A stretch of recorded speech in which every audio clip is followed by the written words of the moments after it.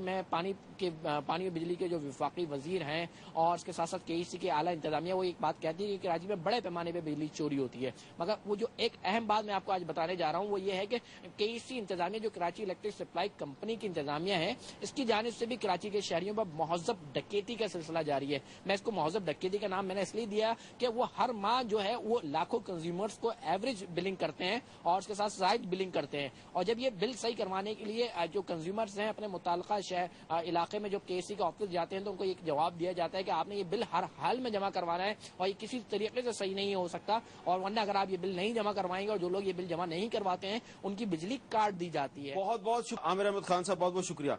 خواجہ آصف صاحب، میں ذرا اس کا جواب دے دوں۔ میں ذرا آپ سے پوچھنا چاہ رہا ہوں کہ آپ کے علاقے میں سیالکوٹ میں اور وسطی پنجاب میں لوڈ شیڈنگ ختم ہوئی کہ نہیں ہوئی؟ نہیں ختم ہوئی، کم ہوئی ہے لیکن ختم نہیں ہوئی۔ کم ہوئی ہے، ختم ہے، لیکن آج نیوز میں ٹی وی کے 2-3 چینل جو ہے صبح جو ہے پشاور میں جلوس نکالا گیا، کنسٹیبلری نے ان پہ فائرنگ کی، لاٹھی چارج ہے۔ آپ کسی چیک کر لیں کس چینل کے اوپر 2-3 چینل۔ نہیں، میں وہ بھی کر لیتا ہوں۔ جی رائے صاحب، اس کا چھوٹا جواب دے دیں کراچی والی جو کراچی کا تو میں بتاؤں کہ کراچی الیکٹرک سپلائی کمپنی جو ہے اس کا مسئلہ خالی ڈیمانڈ اینڈ سپلائی کا نہیں ہے۔ میں نے تواتر سے یہ بات کی ہے کہ ان کا سسٹم کنسٹرینٹس، ان کا نظام بہت بوسیدہ ہے۔ انہوں نے خود اس چیز کا اقرار کیا کہ 700 میگا واٹ جو ہے ہم اپنے سسٹم سے دیتے ہیں، کہ وہ پرائیویٹائز کر دی گئی، آپ کو پتا ہے، لیکن کیونکہ کراچی کی شہر کی ایک اپنی اہمیت ہے اس کو مد نظر رکھتے ہوئے ہم یہ 700 میگا واٹ سپلائی کرتے ہیں، لیکن کیونکہ سسٹم بسودہ ہے وہاں پر بریک ڈاؤنز بہت زیادہ ہوتے ہیں۔ تو میں جہاں اس باقی ماندہ ملک کی بات کر رہا ہوں، خواجہ صاحب کی مہربانی ہے کہ یہ مان گئے ہیں کہ کم ہے، لیکن حقیقت یہ ہے کہ اگر دیکھیں حادثہ تو کسی جگہ بھی ہو سکتا ہے، کوئی گرڈ اسٹیشن اڑ سکتا ہے 12 گھنٹے کے لیے، 4 گھنٹے کے لیے، 6 گھنٹے کے لیے ہم اسے ریپیئر کرتے ہیں۔ پچھلے دنوں میں جو ہے وہ ٹیررسٹ ایکٹیویٹیز بھی ہوئی ہیں، ہمارے پائلنز اڑا دیے جاتے ہیں، وہ اور بات ہے، لیکن ڈیمانڈ اینڈ سپلائی کی میں بات کر رہا ہوں کہ جو ہماری اس وقت ڈیمانڈ ہے اتنی جنریشن ہمارے پاس موجود ہے۔ اس وقت آپ کی انڈسٹری میں 0% لوڈ شیڈنگ ہے، کسی جگہ کسی انڈسٹریل ایریا میں یا کسی انڈسٹری کو ہم بجلی جو ہے وہ منقطع نہیں کر رہے، لیکن یہ جو بریک ڈاؤنز ہیں جی یہ تو ایک بریک ڈاؤن ہے۔ اچھا، کوئٹہ میں ندیم کوثر صاحب کے پاس چلتے ہیں۔ ندیم کوثر، یہ بتائیے کہ بریک ڈاؤن ہے یا کوئٹہ میں کوئی اعلانیہ لوڈ شیڈنگ ہو رہی ہے؟ اس وقت میں موجود ہوں کوئٹہ کے اسکب روڈ پر، جہاں لوڈ شیڈنگ کی وجہ سے بجلی کی فراہمی بند ہے۔ کوئٹہ اور بسان کے دیگر علاقوں میں پچھلے کئی سالوں سے لوڈ شیڈنگ کی جا رہی ہے، اور اس وقت بھی موسم سرد ہونے کے باوجود لوڈ شیڈنگ میں کوئی نمایاں کمی واقع نہیں ہوئی ہے۔ کیسو کام کے مطابق کیسو کو بلستان میں 400 میگا واٹ بجلی کی کمی کا سامنا ہے۔ اس کمی کو پورا کرنے کے لیے کوئٹہ میں 2 سے 4 گھنٹے، ڈسٹرکٹ ہیڈ کوارٹرز میں 6 گھنٹے، جبکہ دیہی علاقوں میں 12 گھنٹے تک کی لوڈ شیڈنگ کی جا رہی ہے۔ بہت شکریہ ندیم کوثر۔ کوئٹہ شہر میں بھی لوڈ شیڈنگ ہو رہی ہے، ارد گرد بھی ہو رہی ہے۔ اب چھوٹا سا جو خواجہ صاحب نے فرمائش کی پشاور کی، پشاور میں محمد نعمان صاحب ذرا جلدی سے کوئکلی بتائیے کہ پشاور شہر میں اور گرد و نواح میں کیا صورتحال ہے لوڈ شیڈنگ کی؟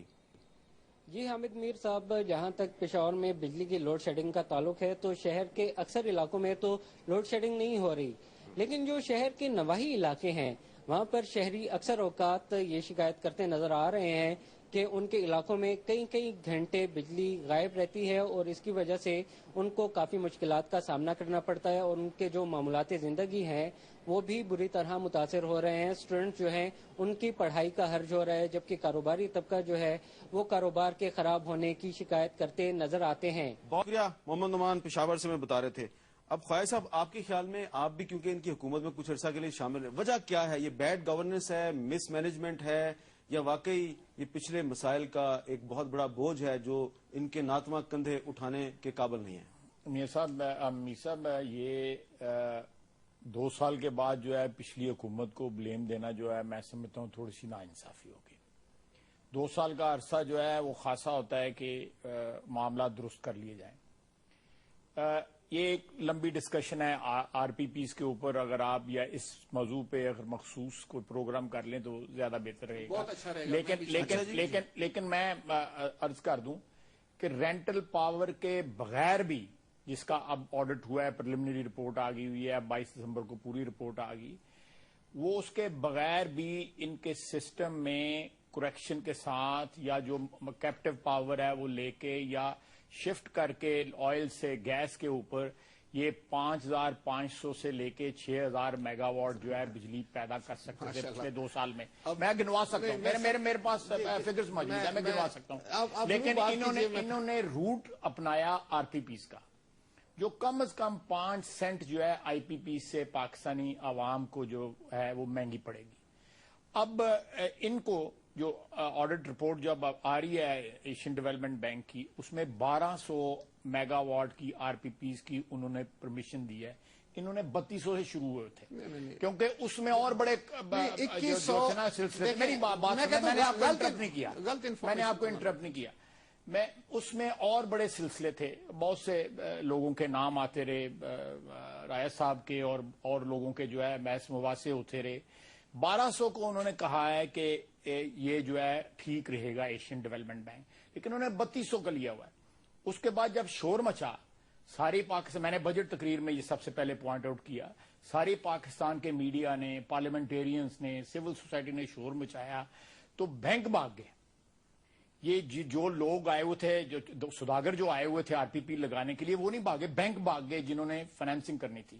نیشنل بینک والے سب سے آگے تھے فائنینسنگ کرنے میں.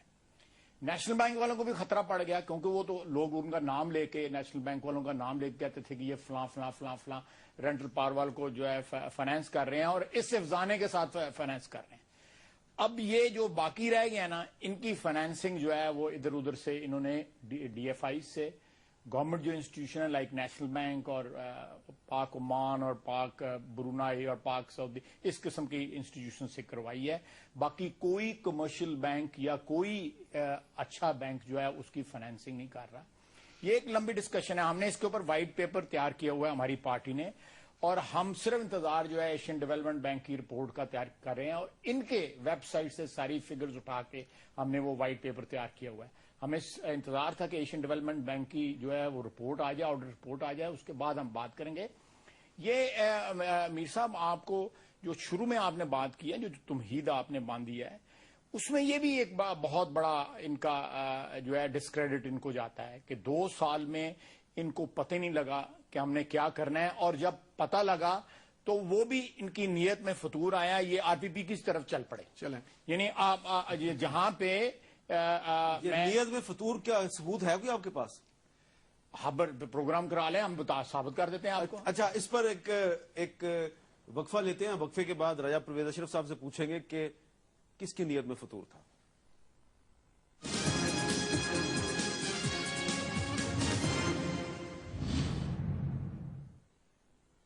وقفے کے بعد کیپٹل ٹاک میں دوبارہ خوش آمدید. یہ جو چند منٹ کا وقفہ تھا, اس وقفے کے دوران ہمیں پورے ملک سے ٹیلی فون کالز آ رہی ہیں, قصور سے لے کے بلوچستان کے علاقے کولو تک. کہیں پہ 4 گھنٹے کی غیر قانونی لوڈ شیڈنگ ہے, کہیں 10 گھنٹے کی, اور بلوچستان کے بعض علاقوں میں 12 گھنٹے کی لوڈ شیڈنگ بھی ہے.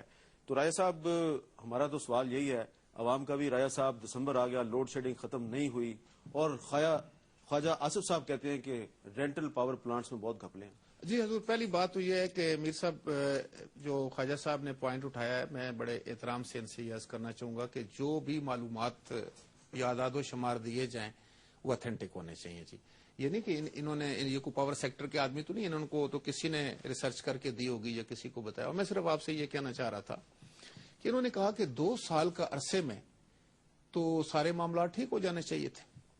میں پاور سیکٹر کے بارے میں عرض کرنا چاہوں گا کہ آپ صرف یہ دیکھیں کہ جس دن ہماری حکومت آئی ہے اس دن ہمارے پاس چیلنج کیا تھا. پاور سیکٹر 400 ارب روپے کے سرکولر ڈیٹ میں جکڑا ہوا تھا. ہمارے پاس تیل گیس کو سپلائی کرنے کے لیے پیسے نہیں تھے.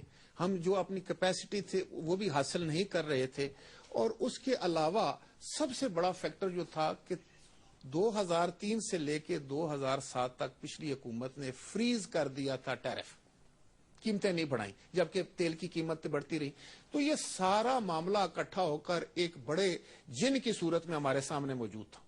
اور دوسرا تھا کہ ایک گیپ تھا, آپ کو یاد ہے اس وقت 12 گھنٹے کی لوڈ شیڈنگ ہوتی تھی. جیسے میں نے آپ کو کہا تھا پچھلے سال بھی 2800 میگا واٹ کی کمی تھی. میں اب اس کو تو کنفرنٹ نہیں کروں گا کہ آپ نے کہا فلاں جگہ سے, لیکن اس وقت صورتحال جو ہے, خواجہ صاحب نے بھی کہا ہے کہ اس وقت بہتر صورتحال ہے, پہلے سے بہت زیادہ بہتری آئی. وہ کیسے آئی؟ ان حالات میں جب ملک کو اور بہت سارے چیلنجز درپیش تھے کہ 400 ارب روپے کا جو سرکولر ڈیٹ تھا اس کا بندوبست کیا گیا.